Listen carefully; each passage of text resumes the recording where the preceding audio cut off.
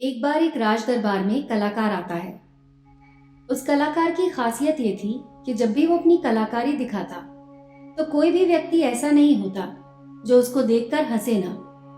बड़े बड़े राजा महाराजा भी कलाकार की कलाकारी को देखकर हंसते हंसते लोटपोट हो जाते थे। लेकिन एक बार वो कलाकार एक गंभीर राजा के दरबार में आया। लोगों को संदेह हुआ कि कहीं वो इस बार असफल ना हो जाए। वो कलाकार अपनी कलाकारी दिखाना शुरू करता है, लेकिन वही होता है जो हर बार से होता आ रहा था। उसकी कलाकारी देखते हुए राजा का हंसते हंसते बुरा हाल हो जाता है। वो राजा इतना प्रसन्न होता है कि कलाकार को मुंह मांगा इनाम देने के लिए तैयार हो जाता है। ये बात हमें हमेशा याद रखनी चाहिए कि ज्यादा खुशी में लिए गए फैसले अक्सर गलत साबित होते हैं। राजा उस कलाकार से कहता है कि मांगो जो भी तुम मांगना चाहते हो, मैं तुम्हारी कलाकारी से बहुत प्रसन्न हूँ। वो कलाकार कहता है कि क्षमा करें राजन, पर मैं जो भी मांगूंगा शायद आप दे नहीं पाएंगे। राजा अपने आसन से खड़ा हो जाता है और कहता है कि तुम मेरी प्रसन्नता को क्रोध में बदल रहे हो। क्या तुम्हें मेरे द्वारा कही गई बात पर संदेह है? राजा अपने अहंकार को बीच में ले आता है, और जहां भी अहंकार बीच में आ जाता है वहां काम बिगड़ना निश्चित है। वो कलाकार राजा से कहता है कि नहीं नहीं राजन, मुझे क्षमा करें, मेरे बोलने का ये मतलब नहीं था। मैं तो बस ये कहना चाहता था कि आप अपनी बात के बारे में एक बार सोच लें। उसके बाद राजा कहता है कि मैं तुम्हें वचन देता हूँ कि अपनी हद में रहकर जो भी तुम मांगोगे वो तुम्हें जरूर मिलेगा। तब वो कलाकार कहता है तो ठीक है, आप मुझे 24 घंटे के लिए इस राज्य का राजा बना दीजिए। कलाकार की बात सुनकर राजा मन ही मन सोचता है, अच्छा हुआ जो मैंने इसे हद में रहकर मांगने को कहा, वरना ये तो हमेशा के लिए राजा बन जाता। 24 घंटे में राजा बनना कोई बड़ी बात नहीं है। राजा सोच समझकर उस कलाकार से कहता है कि ठीक है, अगले 24 घंटे के लिए तुम राजा हो। राजा बनने के 1 घंटे के अंदर ही वो कलाकार पुराने राजा को फांसी पर चढ़ा देता है, और दूसरे घंटे में वो पुराने राजा के सभी भरोसेमंद लोगों को हटाकर अपने भरोसेमंद लोगों को रख लेता है। आप में से बहुत सारे लोग उस राजा को मूर्ख समझ रहे होंगे, लेकिन मैं आपको बता दूं कि वो राजा कोई और नहीं बल्कि हम हैं, और वो कलाकार हमारा मन। आपका मन आपको थोड़ी सी खुशी देता है और आप उसके पीछे पीछे हो जाते हैं। जो भी वो कहता है आप वही करने लगते हैं, लेकिन बाद में केवल पछतावा ही हाथ लगता है। किसी भी चीज का मजा लेना समस्या नहीं है, लेकिन उस मजे में डूबकर अपनी सुध बुध को खो देना समस्या है। दोस्तों, आइए एक उदाहरण से समझते हैं कि कैसे आप अपने मन को अपने काबू में कर सकते हैं। हमारा मन हमसे सिर्फ बुरे काम ही नहीं करवाता बल्कि अच्छे काम भी करवाता है। जब आप ईर्ष्या का सहारा लेते हैं, जब आप क्रोध का सहारा लेते हैं, तब आपका मन बुरे काम करता है। जब आप मोह, अहंकार और लालच जैसी बुरी चीजों का सहारा लेते हैं, तब आपका मन आपसे बुरे काम करवाता है। लेकिन जब आप प्रेम, दया और कृतज्ञता जैसी अच्छी भावनाओं का सहारा लेते हैं, तब आपका मन आपसे अच्छे काम करवाता है।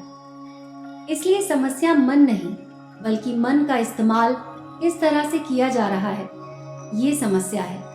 गौतम बुद्ध ने जागरूकता को इसीलिए महत्वपूर्ण बताया है, क्योंकि जागरूकता के द्वारा आप अपने मन को नियंत्रित कर सकते हैं। मन को नियंत्रित करने का मतलब ये नहीं कि आपके मन में नेगेटिव विचार आने बंद हो जाएंगे। इसका मतलब ये है कि आपका कोई भी विचार आपको विचलित नहीं कर पाएगा। विचलित होने का अर्थ सिर्फ परेशान होना नहीं है बल्कि खुश होना भी है। बहुत ज्यादा खुश होना समस्या नहीं है, लेकिन उस खुशी में कोई निर्णय लेना समस्या है। किसी से कोई ऐसा वादा कर देना जिसे आप पूरा ना कर पाए। ठीक उसी प्रकार बहुत ज्यादा दुखी होना समस्या नहीं है, बल्कि दुख के कारण कोई निर्णय लेना समस्या है। जैसे कई लोग दुखी होते हैं तो आत्महत्या का निर्णय ले लेते हैं। अगर आप पूरी तरह जागरूकता के साथ ये देख पाएं कि सुख और दुख, इन दोनों की अति में कोई भी निर्णय दुख और पीड़ा को जन्म देता है, आंख बंद करके सुख के पीछे ना भागें। और अगर आप सुख के पीछे नहीं भागेंगे तो दुख आपके पीछे नहीं भागेगा। ज्यादातर लोग जिसे सुख समझते हैं वही दुख की परछाई है। कई लोग ये सोच लेंगे कि सुख का आनंद नहीं लेना चाहिए, लेकिन ये निष्कर्ष गलत है। अगर आप सुख और दुख, इन दोनों की अति में कोई निष्कर्ष नहीं निकालते हैं तो आप वहीं रहते हैं जहां आपको रहना चाहिए। मैं आपको मन के बारे में खास बात बताती हूँ।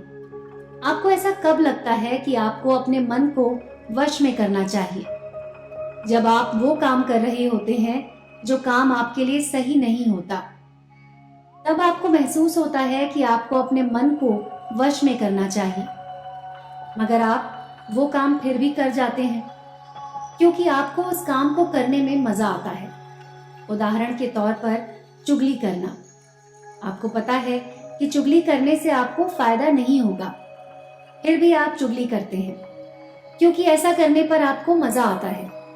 धीरे धीरे आपको समझ में आता है कि आप अपनी ही नजरों में छोटे हो गए हैं। गौतम बुद्ध ने एक ऐसा सूत्र बताया है जिससे आप अपनी जिंदगी बदल सकते हैं, और वो सूत्र है, जिन कामों को करने में शुरुआत में बहुत मजा आए वो काम आपके लिए हानिकारक है। जैसे कि जंक फूड खाना, सुबह देर से उठना।